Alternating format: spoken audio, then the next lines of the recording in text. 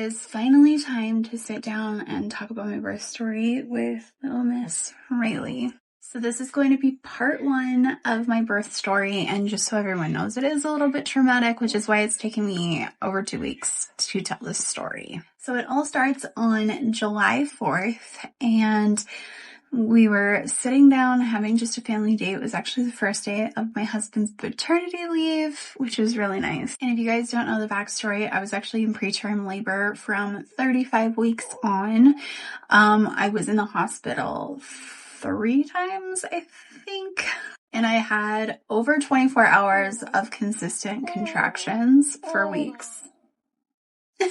And by this particular day, I was already 5.5 centimeters dilated. And no, they wouldn't admit me, which was kind of a bummer. It really, really sucked because I was really on the edge of having a car or a home baby, which is truly one of my worst fears. So by this point, I was 37 weeks and 5 days. And so I had actually had all of my babies within 37 to 38 weeks. Around 8 p.m., contractions started, and I started timing them immediately.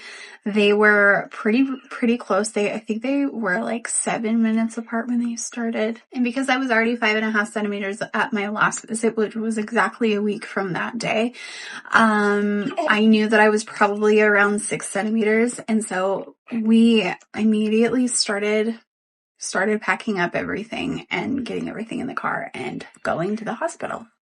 So we dropped off my other 2 kids with a family member, and we immediately headed to the hospital. We got to the hospital at 10 p.m. My contractions were very strong at this point, so I started really moaning my way through them.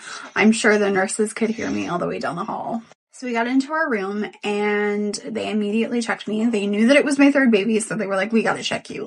We gotta check you.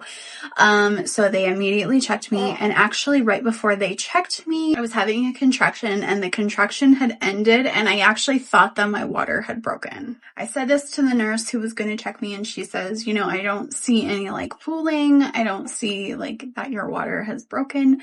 But she also says that she didn't feel a bag of water as well. So she checks me, and I am 6 centimeters dilated. Which I figured that I would be. So I get on the monitors, and they have me on the monitors for an hour. I am just working my way through the contractions. It actually goes by really fast. Obviously, they have to ask me all of these questions. So while I'm on the monitors, they're asking me all of these questions about my pregnancy and all of that type of stuff. And 11 p.m. rolls around. They go ahead and take me off the monitors, and I am able to get into the tub. I was actually going for an unmedicated birth, and I wanted to spend most of my birth in the tub, which ironically didn't happen. So I'm in the tub, and the contractions are literally 9-day. I highly suggest using water if you guys are going for a natural birth. But I'm in there for about 15 minutes, and I just decide, hey, I think this actually might be slowing my labor down. So I decide to get out and start using the ball, and I use all of the other stuff, just walking around and trying to get labor really rolling. She was actually really high up, so I was trying to bring her down as much as I possibly could. After 2 hours, so I believe this was around midnight, I decided I really want to be checked, but I am going to put it off for another hour, and at 1 o'clock I want to be checked. So I am working through the contractions. They are very, very, very strong. Actually, this is when I do some of my TikTok dances, and a lot of people are like, oh, you're not having real contractions. Oh, honey, the baby was in my arms within 2 hours. So 1 o'clock rolls around, I call my nurse in, and I say, hey, I just want you to check me. I just want to know, if all of these contractions and all of this pain is doing anything. At this point, I was a 6 on the pain scale. So she comes in and checks me, and I am still 6 centimeters dilated. And that was the biggest blow. And I start crying because I'm in so much pain. I just want it to be over. And I'm not dilating. What is going on? So I decide to get the peanut ball, put it between my legs, and try and see if that does anything and see if that dilates me at all. And let me tell you, the peanut ball, oh my God. So much pain. I went from a 6 to a 7 on the pain scale within minutes. It made my contractions so much worse. And I actually start crying because, first of all, pregnancy hormones. Secondly, because I'm so discouraged that I'm still at 6 centimeters. And then thirdly, because the contractions were so horrible with the peanut ball. It has been thankfully consoled me. So at this point, the peanut ball is definitely doing something. It's making my contractions even worse. I am in so much pain at this point. And actually at this point, I actually say to my husband, I don't know if I should get the epidural or not. He tells me that he knows that I can do it unmedicated, but if I want the epidural, that he is totally behind me. Little shout out to my husband. He is absolutely amazing. So this was about 10 minutes after being checked. My midwife comes in and she says that she wants to check me just to make sure that we're all on the same page on how much I'm dilated and everything. She checks me. She says, yep, you're still at a 6. But then she says, I can feel your bag of water. Do you want me to pop it? And for a minute of hesitation, I really wanted to get the epidural. I don't know if it was my subconscious. I don't know what was going on, but I really wish at that point that I did. So I say, yeah, let's break my bag of water. So she breaks my bag of water, and let me tell you, I've never experienced that without an epidural. That was crazy. There was so much fluid that came out of me. It felt so weird. And here is why I say I wish I got the epidural, because within 8 minutes of breaking my water, I was 6 centimeters when she broke it. And within 8 minutes, I was 9 centimeters dilated. My contractions went from 0 to 1,000 really, really fast. My body had no buildup. It was 0 to 1,000, and it was horrible. I didn't have time to really think about the contractions at that point. The contractions were one on top of the other. It was absolutely horrendous, and I really wish I didn't. That is actually where part of my trauma comes from. It's called a precipitous labor, where it just goes really, really fast, and it was not fun, and I don't recommend. And obviously I'm already 9 centimeters dilated. At that point, could not get the epidural. At this point, I get back in the tub just to cope with the contractions and try and make her calm down. I think I'm in there for maybe 5 minutes at most. At this point, I start screaming through my contractions. I cannot control my breath. Like, they are just so intense. So I then get out of the bathtub and I sit by the bed. Actually, I stand by the bed and I'm working through my contractions.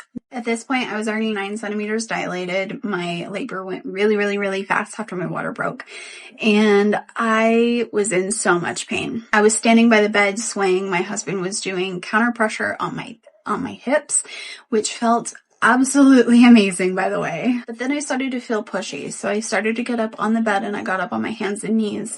And within a few minutes, I actually started pushing. It was probably about 30 minutes later, we actually realized that I was not fully dilated. I was in so much pain. I didn't realize that it wasn't supposed to hurt like that. I had never had an unmedicated birth, and no one had ever talked about the fact that it wasn't supposed to hurt like that. I mean, birth is painful. At that point, all of the sensations just kind of collected. I couldn't tell what I was feeling. I just felt pain, and it was absolutely horrendous. So after 30 minutes of pushing against a part of my cervix, we had decided that I'm just gonna sit here and kind of collect myself and just breathe through the contractions and try and get the rest of my cervix out of the way. I'm going to spare you all of the details, but it was absolutely horrible. I started screaming, I started crying, I was in so much pain, and I lost it. So it was just after 2:30, I believe, when they realized that I still had cervix left, and I didn't start pushing again until about 2:50 in the morning. So yeah, if you're doing the math, I started doing TikTok dances at midnight, and just before 2 o'clock in the morning, I was pushing out a child. So about 2:50 rolls around and I ask if I am complete yet, and they are like, I don't know. My nurse asks then if I want to start pushing, and I actually say no, because I was terrified of pushing because of what I had just endured. But against all of that, I actually did start pushing, and I started bearing down, and that was horrible, and I don't even know how I got through it. It's kind of all a blur. The only reason that I know any of this is because I have it on film, and that's on Trauma. I start feeling the ring of fire, and at this point I actually do want to start pushing. This was actually the first urge to push that I had. I never really truly had that urge to push because the pain was just so unbearable. So I start pushing at 2:52 a.m. and at 2:56 she was born. The ring of fire was absolutely horrible. But I pushed her out on my hands and knees, which I'm actually really freaking proud of. And then this is where everything just becomes blissful again. I see her, I look down at her. They actually pass her through my legs and I can bring her up to my chest. And then I sit back on the bed, which was so heavenly. I look at her and she is just so beautiful and all of the pain goes away. It was immediate relief when she was put on my chest and I could finally see her, and I lost it. And then it was pure bliss after that, until about 10 minutes after my birth. I started to have a postpartum hemorrhage, and it was not good.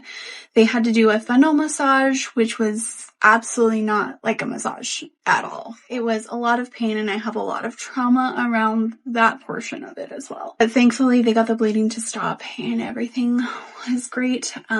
She wasn't taken from us. She actually didn't cry after birth, but she wasn't taken from us. She started pinking up, and her tones looked great, and everything like that. So, they decided to keep her on my chest and not even do the weighing, which they actually usually do. So it was so nice getting that skin to skin immediately and having her on my chest the entire time. So that is what we did. And then about 30 minutes after birth, we had everyone come in and do footprints and weigh her. She was 6 pounds, 6 ounces, 17.5 inches long. So yeah, this is little Miss Rayleigh.